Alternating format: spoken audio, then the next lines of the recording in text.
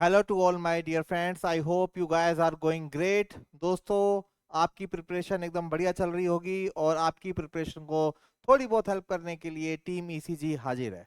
Dear engineers career group, जो एक renowned name है इंजीनियरिंग कोचिंग के लिए, whether it is your GATE और एसएससी जेई या स्टेट एई एग्जाम के लिए, आपको छोटी छोटी वीडियोस के जरिए हेल्प करने जा रहा है for your GATE exam, SSC exam. Doesn't matter चाहे आपकी ब्रांच सिविल इंजीनियरिंग है, चाहे इलेक्ट्रॉनिक्स इंजीनियरिंग है, या इलेक्ट्रिकल है, या मैकेनिकल है, या आईटी है, या इंस्ट्रूमेंटेशन है। इन सभी ब्रांचेस में डियर हम लोग हैं आपके साथ आपकी मदद करने के लिए। तो डियर, ये जो सीरीज हम लोगों ने स्टार्ट की है, it is for your GATE 2027, जिसके अंदर हम लोग वो सारे कॉन्सेप्ट्स डिस्कस करेंगे जहां पे बच्चा फंसता है या जहां पे बच्चा अटकता है।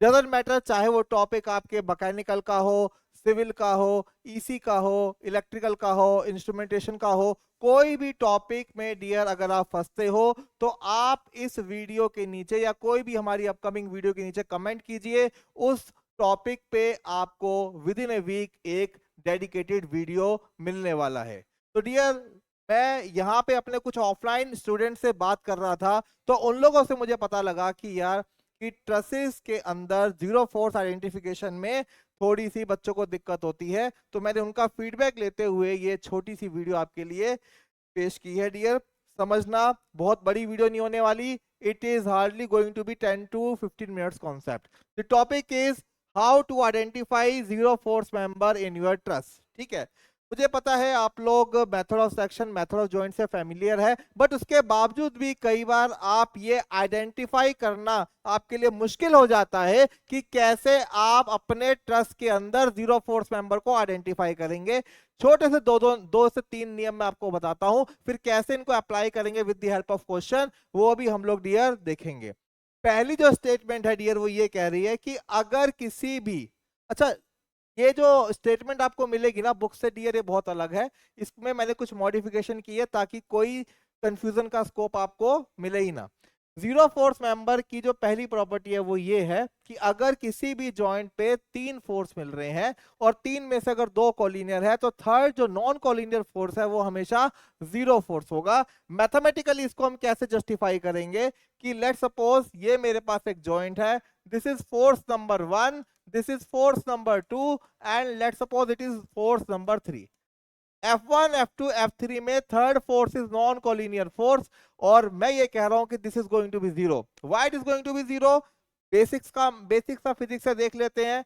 अगर F3 नॉन कोलिनियर है तो ध्यान देना, थीटा जीरो नहीं हो सकता और थीटा 180 डिग्री भी नहीं हो सकता। इन दोनों एंगल को छोड़ के थीटा मेरा डियर कुछ भी हो सकता है। So if I am going to take summation of F X is equal to zero, अगर मैं summation of F X zero लूंगा, then I can write F1 plus F3 cos theta minus F2 is equal to zero. और अगर मैं summation of Fy zero करता हूं, this along this line I have X axis and perpendicular to this I have a Y axis. तो summation of Fy is equal to zero करता हूं my dear friends, in that case we can write F3 sin theta is equal to 0. Now just remember the condition from where we have started. As I told you, the third member is going to be non-collinear, and if this third member is non-collinear, then it is pretty sure that theta is neither going to be 0 nor it is going to be 180 degree, and sin theta between 0 and 1 degree is going to be 0 only at 0 and 180. So in rest of the condition, if this condition has to be satisfied, then dear इसको 0 करना पड़ेगा। So as I told you, if third member is non collinear तो वो क्या होगा dear? Zero होगा। और एक बात आपको और बताता हूं, अगर ये F3 जीरो होगा, so now you can substitute the same condition here and you will be getting F1 and F2, they both are same. तो मेरे प्यारे दोस्तों, ये तो हमने सीखा ही कि अगर एक जॉइंट पे तीन मेंबर मिल रहे हैं और तीन में से दो कोलिनियर है, तो वो दोनों थर्ड वाला जीरो फोर्स होगा। और साथ के साथ एक इंफॉर्मेशन आपने और ऐड करी कि सर जो बाकी के जो कोलिनियर फोर्सेस है वो भी बराबर होंगे, बाकी के जो कोलिनियर फोर्सेस है वो भी बराबर होंगे। तो इस इंफॉर्मेशन को भी डियर हम लोग ऐड करेंगे। एक तो मेरे को ये पता लग गया कि third non collinear will be zero, और दूसरा मुझे पता चल गया collinear forces will be same, will be same. Simple से एक लाइन का इसका डेरिवेशन था। अब दूसरे नियम की तरफ आते हैं। दूसरा नियम बात करता है सिर्फ एक जॉइंट पे दो फोर्सेस की, और ये दूसरा नियम ये कहता है कि यदि किसी जॉइंट पे दो नॉन कोलिनियर फोर्सेस हैं तो दोनों जीरो हैं। I repeat, if at a joint we have two non-collinear system of forces, then both of them are going to be zero. How we can identify it? देख लेते हैं भाई। ये मेरे पास एक जॉइंट है, यहाँ पे एक फोर्स है F1, यहाँ पे एक फोर्स है F2। अगेन अगर ये दोनों फोर्स अगर ये दोनों फोर्स आपके नॉन कोलिनियर है, so this theta cannot be equal to 0 degree as well as 180 degree.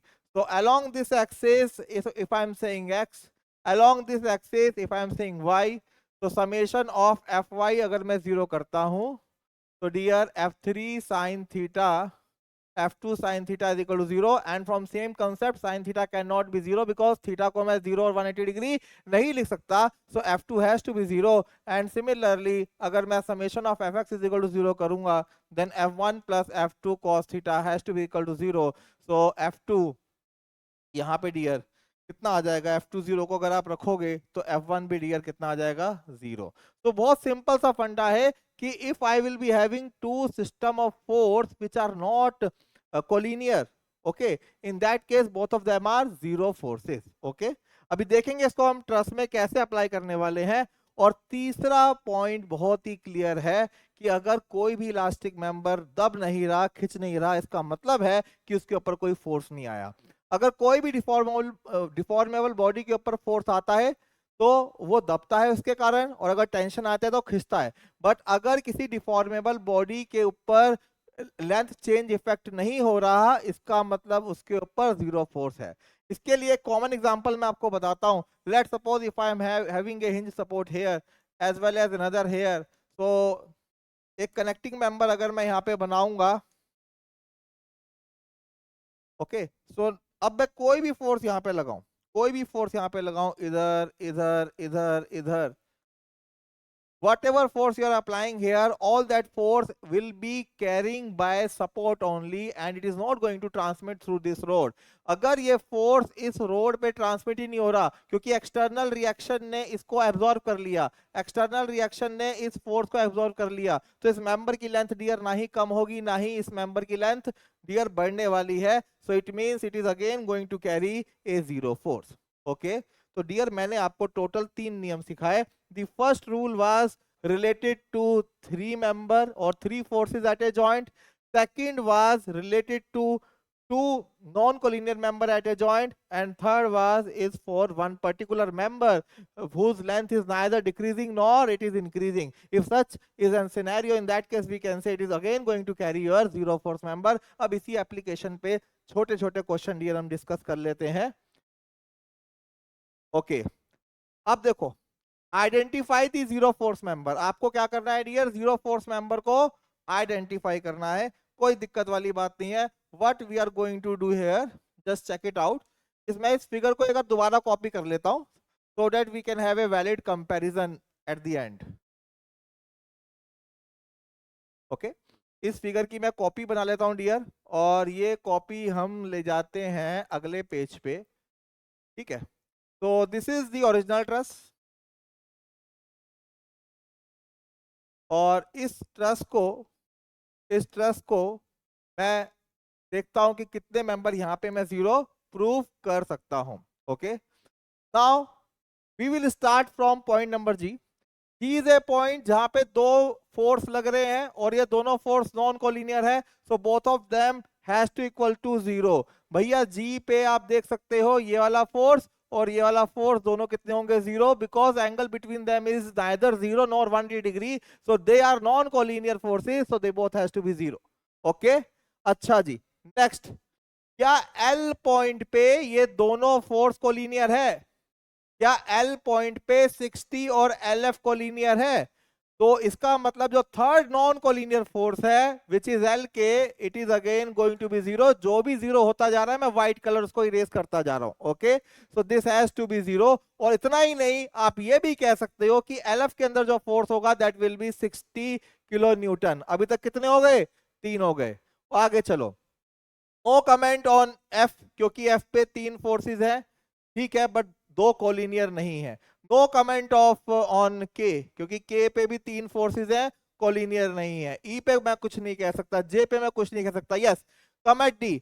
D में टोटल कितने फोर्स है? 1 2 3 and this is the third one which is non collinear, so it has to be again 0। तो DJ मेरे को fourth member मिला जिसके ऊपर 0 force आने वाला है। ओके, सी पे कोई कमेंट नहीं। आई पे भी मैं कमेंट नहीं कर सकता because 1 2 3 and fourth one is 60 kilo Newton. अगर ये 60 किलो न्यूटन नहीं होता ना दोस्त, तो मैं आईसी को भी 0 कर देता, बट अभी मैं इसको 0 नहीं कर पाऊंगा due to the presence of fourth force. So that collinear thing is valid only for 3 system of forces, okay, which are congruent, and out of those 3 forces, if 2 are collinear, then only we can say the third non-collinear is going to be 0. Okay, now coming to the joint B.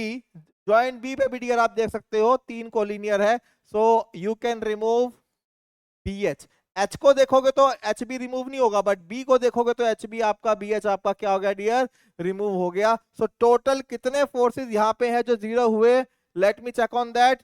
1 2 और कौन गया? 3 4 और 5।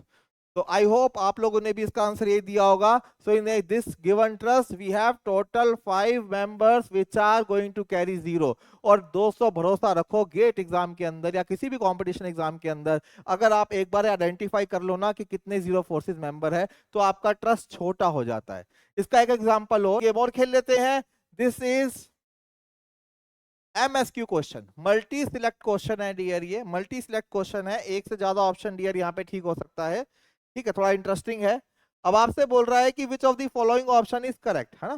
पहले तो हम क्या करते हैं डियर, पहले तो हम इस ट्रस्ट की एक कॉपी बना लेते हैं और क्या क्या फोर्सेस निकाल सकते हैं दैट वी कैन सी। ठीक है, तो मैंने यहाँ पे क्या किया, इसकी एक कॉपी बनाई।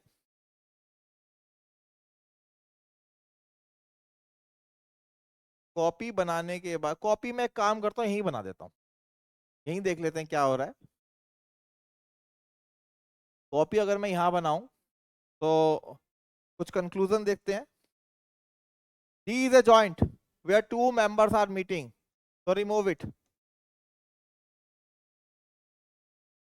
Okay, अच्छा। At E, EC and P are collinear, remove FE, remove FE. At H, remove HB, remove HB। और कुछ, और कुछ हटेगा क्या? चलो ऑप्शन देखते हैं। The vertical reaction at A is 0। A पे vertical reaction 0 होगा, हाँ या ना? A पे vertical reaction आएगा, ए पे वर्टिकल रिएक्शन डियर आएगा, जी हाँ आएगा, हिंज सपोर्ट है। जी पे वर्टिकल नहीं आएगा because here we have roller support. Okay, चलो, तो ये तो गलत हो गया, ये तो गलत हो गया। वर्टिकल रिएक्शन ए पे 0 नहीं होगा, बल्कि vertical reaction at A will be equal to P, because summation of F Y 0 करोगे तो ए पी के बराबर आएगा। क्या बी एफ 0 फोर्स मेंबर है? कहा गया बी एफ? क्या बी एफ 0 फोर्स मेंबर है? नहीं है। क्यों नहीं है भाई? बी जॉइंट पे 3 मेंबर थे, बट 3 में से 2 कोलिनियर नहीं निकले। ओके, तो ये भी गलत हो गया, ये भी गलत हो गया। क्या horizontal reaction at G GF के बराबर है? क्या यहाँ पे जो भी हॉरिजॉन्टल रिएक्शन आएगी वो जीएफ के बराबर आएगी? जी हाँ बिल्कुल आएगी। क्यों आएगी? क्योंकि ये दोनों क्या हो गए? कोलिनियर। अब देखो मजे की बात, देखो ये दोनों फोर्स कोलिनियर हो गए, तो कोलिनियर कोलिनियर फोर्सेस मैंने आपको बताया था क्या होंगे?